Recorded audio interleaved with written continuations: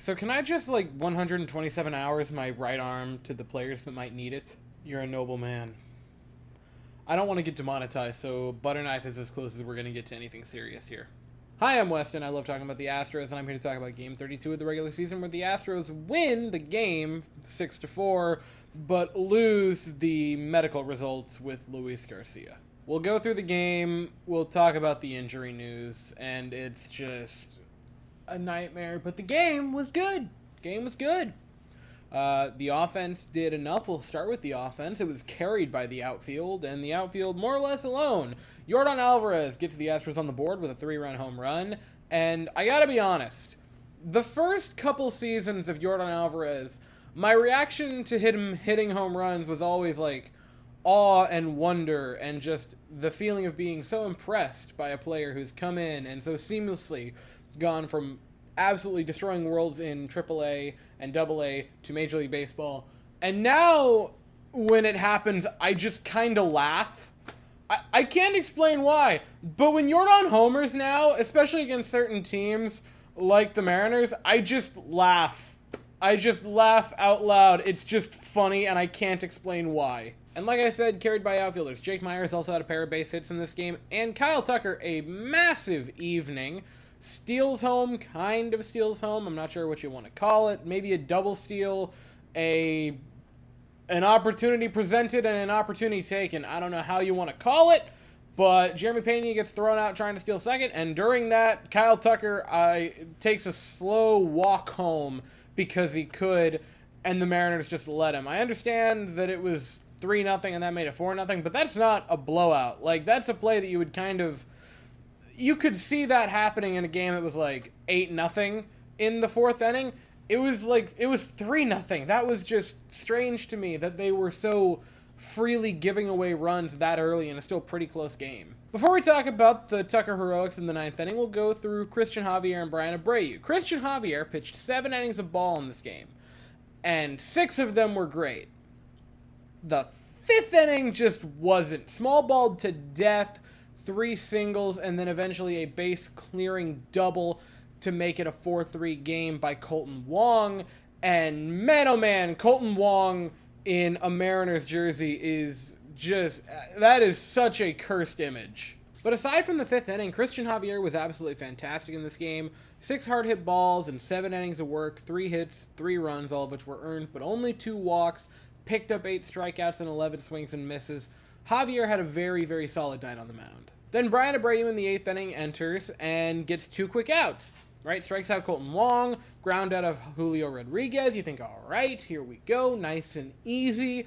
And then 3 straight singles to tie the game. Ty France, Jared Kelenic, and Eugenio Suarez. And it was, I'm just going to go out and say it, sometimes it's just bad luck. On those 3 singles, expected batting averages of 170, 270, 160. Sometimes it happens. Sometimes they just happen. It wasn't that they were tearing the cover off the ball with any of them. They were just small balling as they did all night. That's sort of the Mariners' game, and they were able to tie it.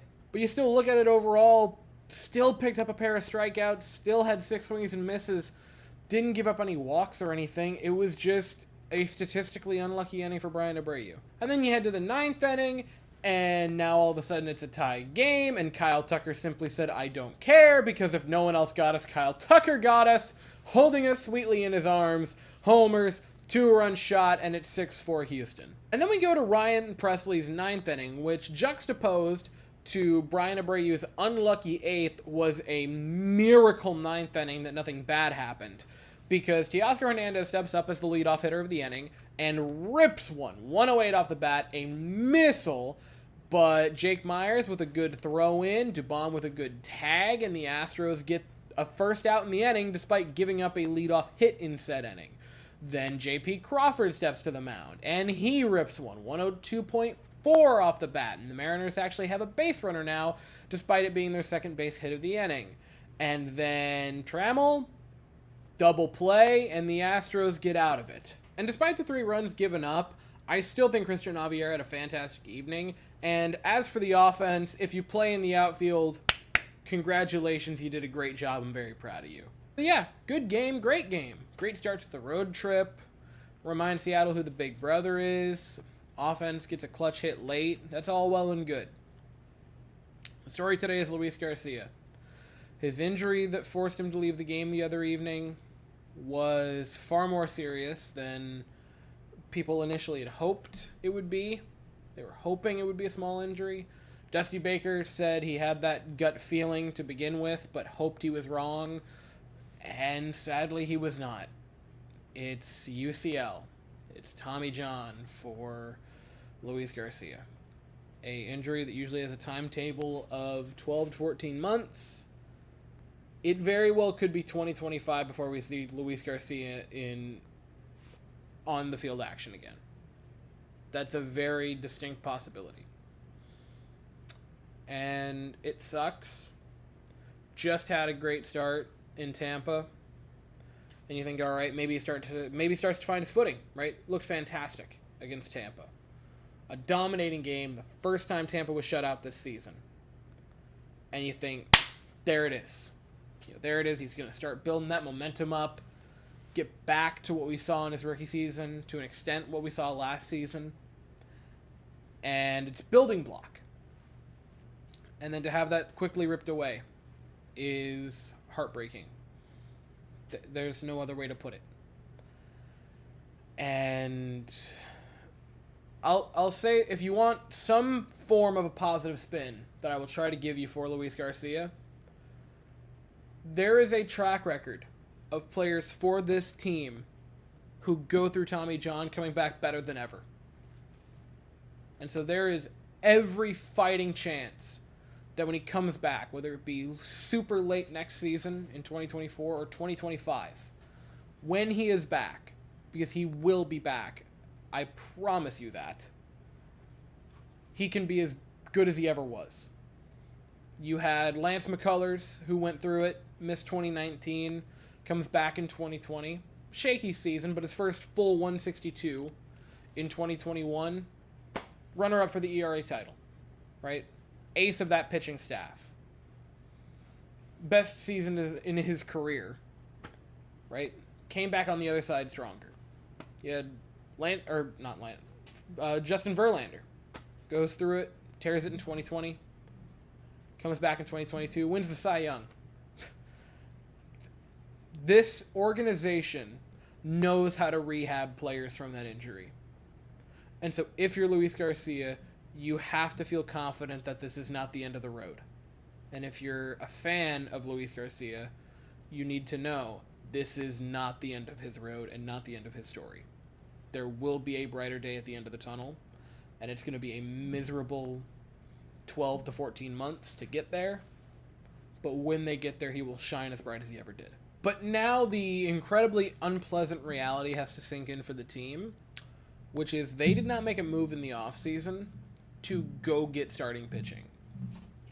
They said, we have 3 legitimate aces in this rotation at the top end, in Fromber, Javi, and McCullers, and 3 guys in the bottom end that are going to be able to figure it out. No worries whatsoever in Garcia, Urquidy, and Brown. Then you lose Lance before spring training. You lose Urquidy on one day, and the next day you lose Garcia for the foreseeable future, for the year at least. And now you have to pray that McCullers gets back on time, still projected for early June, with throwing again in Minute Maid Park, I believe, right before they left. So that bodes well. And Urquidy's been shut down, they said, for a while. You hope it's nothing bad. At the same time, that unpleasant conversation with Urquidy still has to be had of, even when he's healthy, is he worth a spot in the rotation, or can you find someone else who can fill it? And that's not a fun conversation to be had, because I like the person that is Jose Urquidy, but it has to be had. The rotation right now is Valdez, Javier, Brown, France, and Bielak. By the way, JP France will be making his debut tomorrow for the Astros, so that's going to be something fun. They are injured to hell and back. Positives, again, I mentioned them the other day. I'll mention them again. Altuve's ahead of schedule. McCullers is still strong, looking for early June. McCormick and Brantley should join the team in Anaheim on Monday. This team has barely made it into May, and they have been ravaged by injury. And the difference for this team, as it has always been, has been fighting through injuries and figuring out a way to win games, win stretches, win months, sometimes win pennants without those big guys. And you just have to trust in the organization, in the management team, and in the players currently rostered or in the minors to win the games that are ahead of them. And it's a blind faith that you have to have with this team. It's always been a blind faith you have to have with them. And I can't tell you how to feel, but I can say more often than not in the past 6 years with this team, blind faith has ended up working well. And so I'll give it to them again. So we'll just segue right to that. JP France in today's game, it's 3 o'clock in the morning when I record this, the 33rd game of the season, the one that's taking place on Saturday night, will make his MLB debut for the Astros, going up against Marco Gonzalez for the Seattle Mariners. Game's at 9:40 Eastern, 8:40 Central. I'll be here way afterwards to talk about it. I'm just going to put the heads up right now. The video will not be coming out Saturday night / early Sunday morning. It's probably going to be a Sunday afternoon game. Long story short, I play drums for my church, and on account of a lot of people not being there, I need to actually be alert and not just running off 3 hours of sleep and a bunch of caffeine for Sunday morning. So Sunday afternoon game, I'm sorry, but it's just I can't burn the candle at both ends like that. So we'll be here way afterwards to talk about it, but as for right now, that is all I have to say. So if you enjoyed this video, please consider to like and subscribe. Thank you all so very much for watching. I hope you all have an absolutely fantastic day, and as always, go Astros.